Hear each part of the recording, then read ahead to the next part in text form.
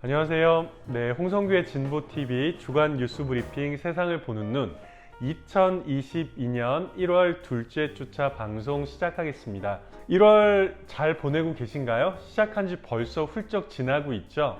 작심 3일이라는 말이 있습니다. 연초마다 아마 다들 떠올리실 텐데요. 올해 계획했던 수많은 계획들, 구상들, 포부들을 중간에 포기하지 마시고 계속해서 확장시켜 나가는 그런 1월이 되었으면 좋겠습니다. 또 욕심이 너무 과하면 힘들잖아요. 1월 달에는 좋은 계획들을 잘 만들어내는데 집중하면 좋을 것 같아요. 저도 우리 방송이 좀 더 좋은 방송이 될 수 있도록 더 많이 고민을 해보도록 하겠습니다.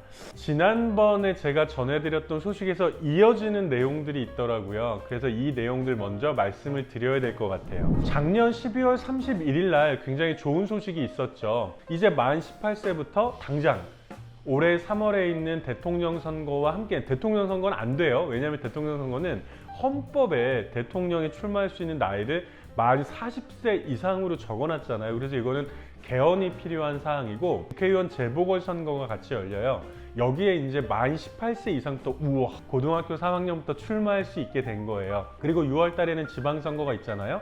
지방선거에도 출마를 할 수 있는데, 제가 지난번에 그 소식을 전해드리면서 출마는 할 수 있지만 아마 올해 3월 달에 정당법 개정이 아직 안 돼가지고 정당 소속으로 출마하기는 어려운 상황이다. 그래서 빨리 개정이 됐으면 좋겠다, 이렇게 말씀을 드렸는데요. 지난 1월 5일 날 국회 정개특위에서 정치개혁특별위원회죠. 정당 가입이 허용되는 나이를 현행 만 18세로 돼 있거든요.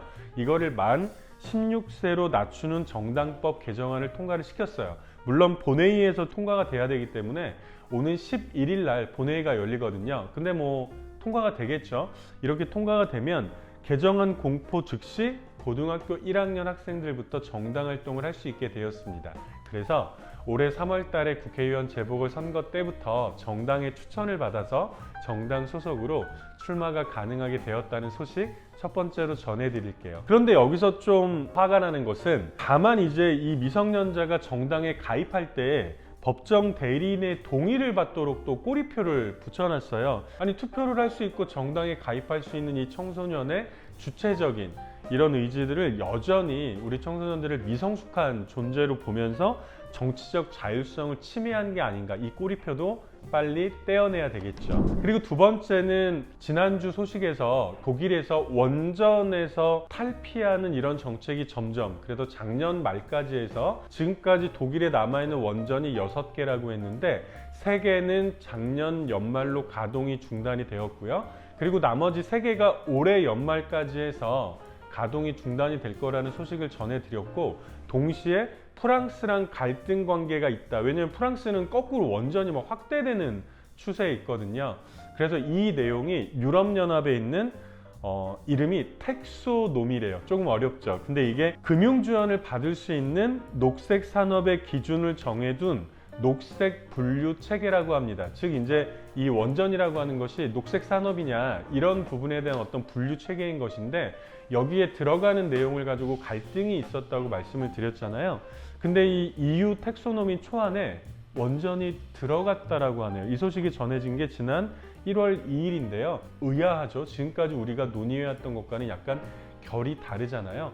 그래서 역시 이제 이것도 독일과 프랑스의 유럽연합 내에서의 어떤 갈등 관계를 반영을 하는 것 같은데, 게다가 이제 동유럽 국가들은 전통적으로 이 석탄 산업에 대한 의존도가 높았는데, 우리가 뭐 기후위기 이런 얘기하면서 석탄 산업에 대한 의존도를 낮춰야 된다 이렇게 얘기를 하는데, 여기에 대한 대안으로 재생에너지로 갈 수가 없으니까 원전에 대한 고민 쪽으로 또 가고 있는 흐름이 있었던 것 같아요. 이 기회에 또 프랑스는 동유럽에다가 원전을 많이 수출을 해야 되겠다, 이런 또 고민이 있었던 것 같고, 이러면서 이제 프랑스랑 독일이랑 약간의 갈등과 각축, 그리고 로비가 있었겠죠. 그래서 이제 많은 분들이 분석을 했던 거는, 이 꾸준하게 프랑스와 독일이 유럽연합에 로비를 해왔는데 프랑스의 로비가 이긴 것 아니냐, 뭐 이제 이런 평가들을 하고 있는 것 같습니다.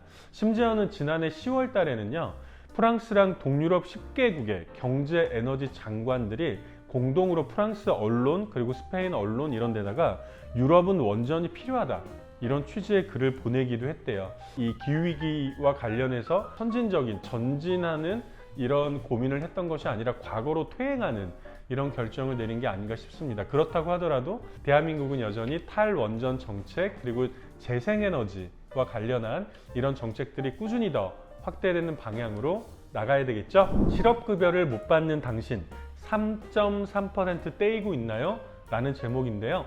3.3%가 뭐지? 라고 하실 것 같은데 사실은 수많은 구인 구직 사이트에서 예를 들면 이 민중의 소리에서도 가지고 왔던 사진 내용에 보면 김밥 분식집에서 직원을 구합니다 라고 되어 있는데요. 거기에 어떤 항목이 있냐면 3.3% 신고되는 분만 모집합니다 이렇게 되어 있는 거예요. 3.3%가 뭐지? 라고 얘기할 법 하잖아요. 이 3.3%가 뭐냐면요, 사업소득세를 떼는, 사업소득세가 3.3%거든요. 아니 내가 김밥 분식집에 취직을 하는데 제가 사업주가 아니잖아요. 그러면은 당연히 내가 내야 되는 소득은 근로소득세죠. 근데 근로소득세가 아니라 웬 사업소득세? 이 얘기는 뭐냐면 우리가 노동자로서 받게 되는 권리들이 있잖아요. 예를 들면 노동자들 같은 경우에는 주휴수당이라든지 연차라든지 사대보험이라든지 퇴직금이라든지 해고 제한 이런 것들에 대한 어떤 보호를 좀 받게 되는데 이것을 해주고 싶지 않은 거죠. 뭐 예전에 특수고용직 노동자라고 우리가 얘기했던 이런 데를 살펴보면 될 것 같아요. 예를 들면 내가 학습지 교사를 하는데 학습지 회사로부터 계속해서 업무 지시를 받고 계획에 따라서 내가 가고 있는 것인데 지금까지 사실은 학습지 교사들이 다 한 명 한 명 한 명의 사업주인 것처럼 형식적으로 이렇게 돼서 이제 특수고용 노동자들이 많이 문제가 됐었잖아요. 화물연대 쪽에 이 노동자들도 마찬가지고요. 굉장히 좀 슬픈, 예를 들면 우리 사회가 조금씩 앞으로 노동자들의 권리라든지 이런 권익이 점점 신장되는 방향으로 앞으로 나아가야 되는데 예를 들면 경제가 어렵다. 근데 경제가 모두에게 다 어려운 건 아니잖아요. 최근에 코로나19 사태 속에서도 자영업자들이라든지 소상공인들은 굉장히 어려웠지만 동시에 역대 최대의 실적을 내고 있는 대기업들도 있고 이 전체적인 부가 여전히 대한민국을 세계 경제대국 10위도 아니고요. 경제대국 7위, 8위 이렇게까지 올라가 있는데 이 속에서 살고 있는 사람들의 삶들이 조금도 더 여유로워지고 있지 않다라는 거잖아요. 이게 바로 저는 정치의 영역이라고 생각을 합니다. 그래서 이제 권리찾기 유니온이라는 단체가 있는데요. 이 권리찾기 유니온이라는 단체에서 가짜 3.3 사업장 이 고발 운동을 진행을 하고 있어요. 사실 이 업체들도 사장님들은 되게 영세한 사람들일 거잖아요. 이 사람들의 물론 구체적으로는 여기서부터 잘못이 시작되는 거겠지만 우리 사회 전체의 거대한 문제가 아닐까 싶어서 가지고 왔습니다. 제가 이제 화성에서 노동인권센터를 운영을 하고 있잖아요. 사실 홍보를 많이 하고 있지는 못해요. 저도 예를 들면 이제 일하는 사람도 사실은 저 혼자이기도 하고요. 근데 엊그제 한 분이 상담을 하러 오셨어요. 근데 딱 이것과 비슷한 유의 상담이었습니다. 얼마나 답답하셨던지 제가 사무실에 있는 곳이 화성의 향남이라는 곳이어서 저는 인근에 계신 분인 줄 알았거든요.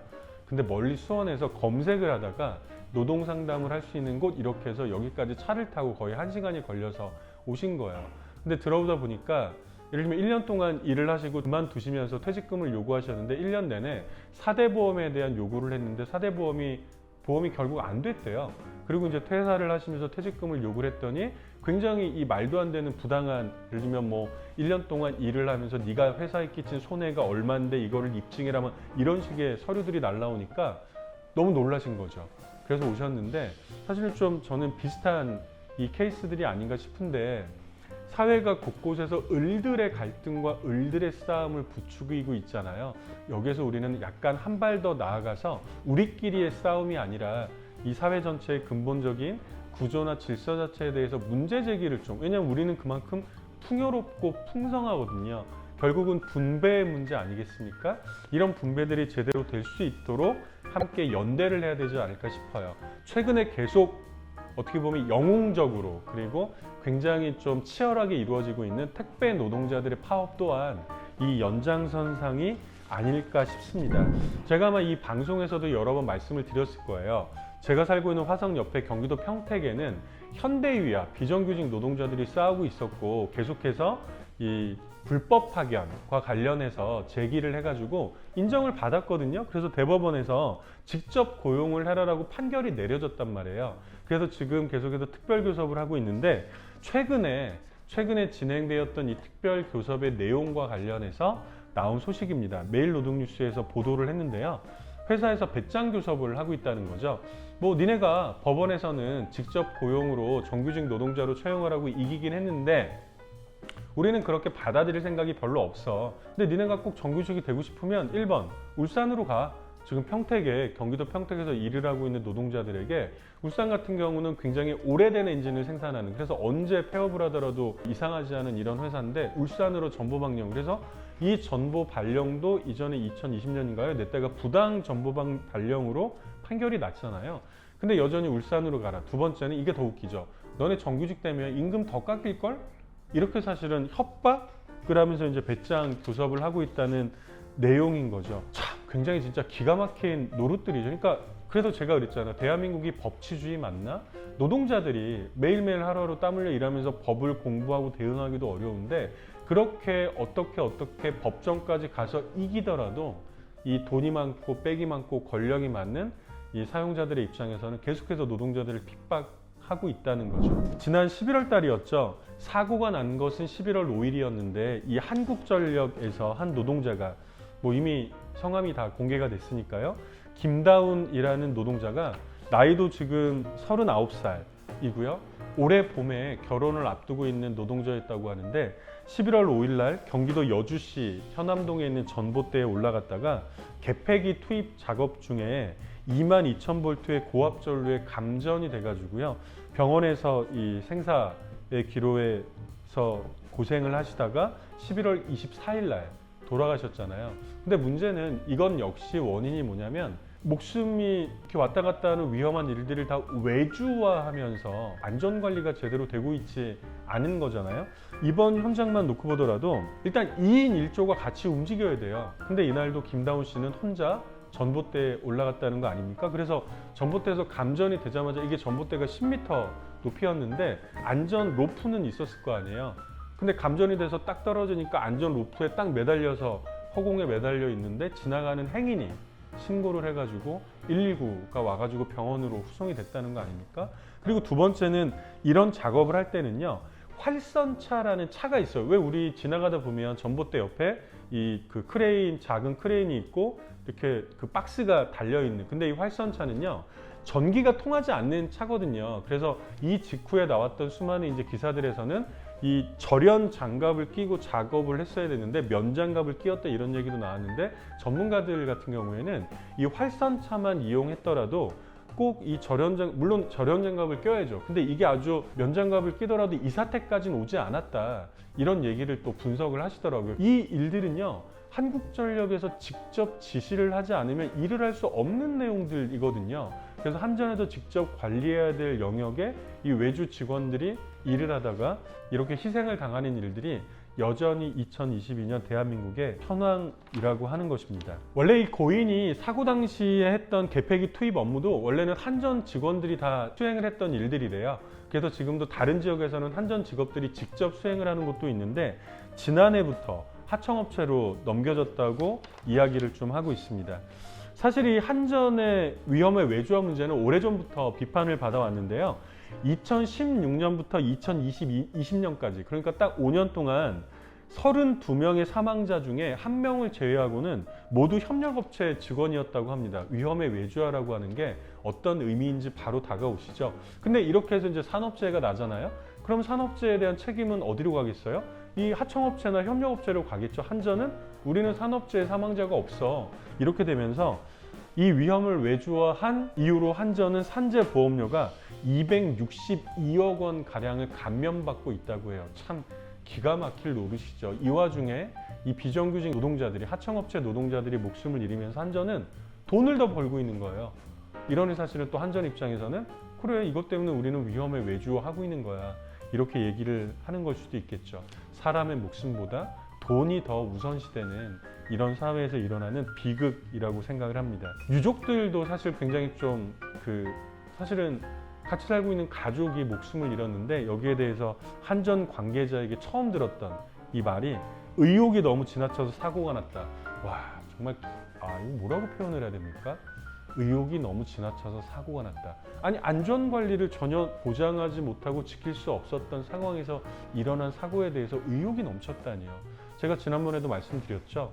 이 민주시민교육 교과서에서조차도 산업재해 대부분의 원인들을 뭐 노동자 개인의 어떤 안전관리 미숙, 아니 노동자들 중에서 자기 목숨을 바쳐가면서 일하고 싶은 사람이 어디 있겠어요. 안전관리를 다 지키면서 일을 하고 싶겠죠. 근데 이 책임들을 노동자에게 떠넘기는 행태는 여전하다고 하는 것이겠죠. 0.00002% 꼼수로 일감 몰아주기 규제를 피한 현대차 대주주, 이렇게 나왔는데요. 이게 무슨 말이냐면 우리가 이제 공정거래법 이런 거는 좀 들어봤잖아요. 예를 들면 이제 그 계열사 내에서 일감을 몰아주면서 이익들을, 예를 들면 일을 하다 보니까 뭐 대표적인 게 물류 이런 걸 수 있는데 현대글로비스 이런 것도 들어보셨잖아요. 현대차 내에서 수많은 물류 이동 문제가 있는데 계열사를 하나 만들어 가지고 이 우리 계열사의 일을 다 몰아주는 거죠. 그럼 여기는 당연히 땅 짚고 헤엄치기 식으로 이 수익들이 나겠죠. 여기에 대해서 이제 규제를 하고자 했던 게 이 공정거래법의 내용들이 있었어요. 그래서 원래는 대기업 집단에 소속된 회사가 총수 일가의 지분율이 30% 이상 되는 상장사에 부당한 이익을 제공하는 행위를 금지했었는데 이걸 또 막 피해간 거예요. 그래서 현대차 같은 경우에도 이 법이 생기고 나서 어떻게 피해갔냐면 연말에 현대차 그룹의 정몽구 명예회장과 정의선 회장이 현대글로비스의 지분 일부를 우호 세력인 미국계 사모펀드인 칼라일에 약 지분 10%, 왜 10%를 낮춰야 되니까 10%를 매각했다고 공시를 했죠. 그래서 이 정 명예회장 부자가 가진 보유한 지분율이 29.99998%에서 19.99998%로 일단 낮춰가지고 이 일감 몰아주기 규제를 또 피해갔다는 거죠. 당연히 꼼수라고밖에 볼 수가 없겠죠. 제가 오늘 얘기했던 이 수많은 노동과 관련된 이야기들이 현재 대한민국 경제의 한 단면들을 곳곳에서 보여주고 있지 않나. 결국 우리가 지향해야 될 경제라고 하는 건, 경제는 사람이 먹고 살기 위해서 하는 거잖아요. 사람의 목숨과 사람의 삶, 노동자들의 인권, 한 사람 한 사람이 다 존중받아야 되는 이런 세상으로 가고 있는 것이 우리의 큰 방향인데, 여전히 대한민국에서는 이런 것들을 발목을 잡고 있는 수많은 꼼수들, 그리고 나쁜 생각들, 탐욕들, 이런 것들이 곳곳에 독버섯처럼 있다. 이런 것들을 어떻게 좀 제거해 나가면서 사람이 존중받는 사회로 나갈 거냐 라고 하는 묵직한 과제를 던지고 있는 것 같습니다. 약간 화제를 바꾸어서 사회면 소식이라고 제가 가지고 왔는데, 제목은 민주주의의 성패는 교실에서 갈린다, 이렇게 나와 있는데, 작년 연말에 이제 아까도 말씀드린 것처럼 이 피선거권이 만 18세까지로 내려갔잖아요. 정당법도 개정이 되었고요. 그러면 사실은 만 18세라고 하면 고등학교 3학년이거든요. 그러나 우리의 민주주의 교육들이 학교 현장에서 제대로 일어나고 있는가라고 하는 부분에 대해서 짚으신 내용인데요. 그래서 민주주의가 결판나는 곳은 투표장이 아니라 교실이다. 교실은 민주주의의 훈련장이기에 한 나라가 성취한 민주주의의 수준은 교실에서 결정된다 라고 하는 내용들을 가지고 오셨어요. 우리나라에서 민주주의 교육은 굉장히 어려운 상황인데 왜 그러냐라고 하면서 이제 세 가지 이유를 김누리 교수는 들고 있어요. 첫 번째는 한국 교육의 영혼이라고 할 수 있는 경쟁 이데올로기가 깊은 의미에서는 파시즘적 이데올로기다. 왜냐하면 경쟁이라고 하는 건 적자생존, 자연도태, 약육강식 이런 것들을 포함을 하고 있잖아요. 그리고 두 번째는 우리는 청소년들을 정치적 미숙아로 보고 있다. 아마 기억나실 거예요. 이번에는 출마가 가능해졌지만 2020년 총선 때부터는 만 19세에서 만 18세로 한 살 내려갔잖아요. 이때 수많은 사람들이 아니 고3 교실에서 무슨 투표냐 하면서 난리를 쳤지 않았습니까? 이게 우리 청소년들을 한 주체로 보고 있는 게 아니라 정치적 미숙아로 보고 있는 이런 행태가 아닌가 싶고, 마지막 세 번째는 교사들이, 선생님들이 정치적 금치산자 취급을 받고 있다. 왜냐하면 한국의 선생님들은 OECD 국가 중에서 유일하게 정치적 시민권을 박탈당하고 있잖아요. 그래서 뭐라고 표현을 했냐면, 파시즘적 이데올로기 아래에서 정치적 미숙아가 정치적 금치산자에게 교육을 받는 교실에서 어떻게 성숙한 민주주의와 민주시민이 자라날 수 있겠냐라고 일가를 하는 칼럼이었습니다. 저는 100% 공감합니다. 우리 교육들, 이 교실에서부터의 민주주의. 그래서 민주노총에서도 그런 운동 많이 했잖아요. 우리 동네에서 민주노총, 노동조합을, 그리고 교실에서부터 우리 학교 학생들이 잘하고 있는 교실에서부터 노동인권을, 이런 이야기들이 사실은 민주노총에서도 열심히 노력을 하고 있는데요. 우리 모두의 노력과 관심이 여전히 필요한 부분이라고 할 수 있겠죠. 마지막 소식은 국제면에서 가지고 왔는데요. 어떻게 보면 조금 약간 재미있다고 얘기를 해야 되나? 예, 저는 재미있었습니다. 이탈리아에서 마피아가 19년째, 거의 20년째 숨어 살았는데 잡혔어요. 어떻게 잡힌 줄 아세요? 구글에 스트리트 뷰, 거리 뷰라고 있잖아요. 이 구글의 스트리트 뷰를 검색을 하면서 잡혔다는 소식이에요. 제가 가끔 과학기술과 관련한 이야기들도 가지고 오지 않습니까? 그래서 가지고 와봤는데 올해 61살이고요. 그러니까 20년 전이니까 41살 때부터 도피를 한 거죠. 전직 마피아 두목이 지오아치노 감미노, 지난 2002년에 탈옥을 했어요. 그러니까 살인 혐의 등으로 수차례 체포가 됐었고 종신형을 받아가지고 이탈리아에 있는 로마의 교도소에서 복역을 하다가 탈옥을 했거든요. 그리고 탈옥을 하고 사라진 거예요. 근데 이제 소식은 어떤 소식이 돌았냐면 이탈리아 옆에 있는 스페인으로 도망갔다라는 소식이 돈 거예요.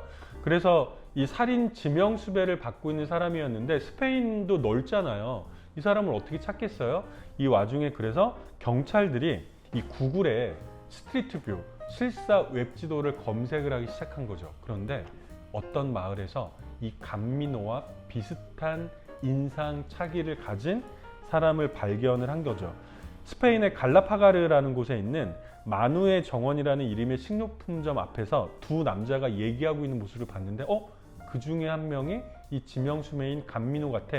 그래서 그 지역의 스트리트 뷰를 더 막 살펴봤더니 인근에 마누의 부엌이라는 음식점이 있었대요. 와, 이 전직 마피아 보스가 이름도 바꾸고 모토도 바꾸고 스페인으로 옮겨가지고 음식점을 하고 있었던 거죠. 본인이 요리하는 걸 좋아했었나 봐요. 그리고 몇 년 전에는 결혼도 했다고 하네요. 어쨌든 이렇게 해가지고 잡혔어요. 이 지구의 문명의 수준이라는 것들이 20년 동안 도망쳐 다니던 이 살인 혐의로 이 지명수배를 받던 마피아 두목도 잡을 수 있는 이런 정도의 상황까지 갔다는 것이죠. 그러니까 우리가 사실 일상생활에 치이다 보면 우리나라뿐만이 아니라 전 세계적으로 어떤 이 지구 문명이 좀 발전하고 있는지 감이 안 올 때가 있잖아요. 약간 비슷한 소식도 있는데요. 중국에서는 기소까지 하는 인공지능 AI죠. AI 검사가 등장을 했대요. 우리 사실 그런 얘기 많이 하죠. 유전무죄, 무전유죄 이러면서 아니 사법부 판결도 AI한테 맡겨라. 우리도 막 화나서 그런 얘기 할 때도 많잖아요. 그런데 사실은 굉장히 윤리적이고 기술적이고 많은 문제들을 담고 있는 건 사실이거든요. 그런데 이제 현재로서도 이 중국에서는 AI 인공지능을 활용을 해오고 있었어요. 예를 들면 증거 능력을 판단한다거나 이럴 때 이제 참조용으로 활용을 하고 있었는데 기소라고 하는 거는 이 판단을 해야 되는 문제잖아요. 근데 이 기소까지 할 수 있는 인공지능이 중국의 최대 규모의 지방 검찰인 상하이 푸둥 인민검찰청에서 이 인공지능을 개발을 했다고 하네요. 우리는 주변에서 사실 이런 그 속도로 과학기술은 좀 발전을 하고 있습니다. 문제는요. 기술의 발전을 사실은 움직이고 운용하는 건 사람들이잖아요. 이 기술의 발전이 사람들의 행복에 도움이 되는 방향에서 운용이 돼야 되겠죠. 가장 대표적인 게 주 4일제 노동시간 단축 아니겠습니까? 과학기술이 발달을 하면 우리는 사람의 노동시간은 줄어들 거라고 생각을 했지만 지금은 노동시간이 줄어들기는커녕 대한민국만 놓고 보더라도 실업자들이 더 많이 양산되는 방향으로 가고 있잖아요. 이건 우리 모두를 위한 과학기술이 아닌 거죠. 어찌됐든 과학기술은 저는 우리 인류의 생활에 도움이 되는 이런 방향에서 우리가 통제하고 관리할 수 있는 이런 상황으로 나아가야 되는 것이 맞다. 물론 과학기술도 발달을 해야 되겠고요. 그런 고민을 가지고 있습니다. 그래서 가지고 왔어요. 1월 둘째 주 소식 이렇게 전해드리고요. 이번 주 토요일에는 1월 15일이죠. 민중총궐기 열리는 거 다들 알고 계실 거예요. 이번 민중총궐기의 공식 명칭은요. 불평등을 갈아엎자, 기득권 양당 체제를 끝장내자, 그리고 자주평등 사회를 열어내자. 이 민중총궐기 이름 중에서는 제가 지금까지 들어봤던 이름 중에서는 쭉 굉장히 긴, 그러나 제목 자체의 지향을 정확하게 또 표현하고 있는 이런 이름이 아닐까 싶습니다. 서울에서 열리는데요. 현재로서는 서울시와 경찰은 민중총궐기 당일에 집회금지를 통고를 했네요. 당연히 민중 총궐기를 준비하고 있는 이 단체들에서는 코로나19 방역과 집회 시위의 자유는 양자택일의 문제가 아니다. 방역 수칙을 철저하게 준수하면서 진행하겠다라고 이야기를 하고 있습니다. 이번 주 토요일 날 서울에서 모두 만나 뵙기를 바라겠습니다. 오늘 여기까지 인사드릴게요. 즐거운 1월, 남은 1월 보내세요. 고맙습니다.